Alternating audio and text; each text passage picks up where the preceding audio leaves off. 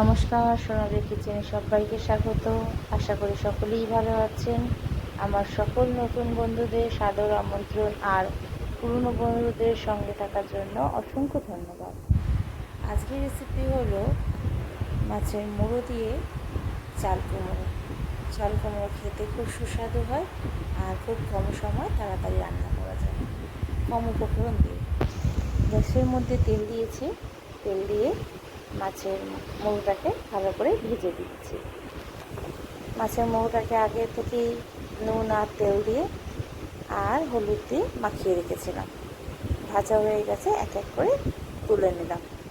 ফোড়ন হিসাবে দিলাম তেজপাতা, লবঙ্গ আর এলাচ আর জিরে দিয়ে ভালো করে তেলের মধ্যে ভেজে নিয়েছি। তারপর একটা পেঁয়াজ বাটা করে দিয়ে দিলাম তেলের মধ্যে, দিয়ে ভালো করে কষিয়ে নিচ্ছি। আর স্বাদ অনুযায়ী 1 চা চামচ নুন আর হলুদ দিয়ে দিলাম, আর 1 চা চামচ জিরের গুঁড়ো আর ধনের গুঁড়ো দিয়ে ভালো করে মশলা কষিয়ে নিচ্ছি। খুব ভালো করে মশলাটা কষিয়ে নেব।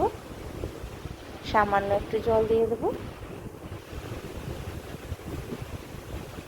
আর 1 চা চামচ আদা বাটা দিয়ে দিলাম, দিয়ে ভালো করে মশলাটার সাথে মিশিয়ে কষিয়ে নিচ্ছি। আর সামান্য একটু জল দিয়ে দিলাম, জল দিয়ে ভালো করে কষিয়ে নিচ্ছি। ভালো করে মশলা কষিয়ে নিতে হবে। মশলা যদি কষিয়ে না নেওয়া হয় তাহলে মশলা থেকে কাঁচা গন্ধ ছাড়বে। 4টে কাঁচা লঙ্কা দিয়ে দিলাম, আর কেটে ধুয়ে রাখা চাল কুমড়োটাও দিয়ে দিলাম, দিয়ে ভালো করে নাড়িয়ে চাড়িয়ে নিচ্ছি। আর মাছের মুড়োটাও দিয়ে দিলাম, ভালো করে নাড়িয়ে চাড়িয়ে মশলার সাথে মিশিয়ে নিচ্ছি। আর সামান্য একটু জল দিয়ে দিলাম, কষিয়ে নিয়েছি। আমাদের রেসিপিটা রেডি হয়ে গেছে। খুব কম সময়ে রেডি হয়ে যায়।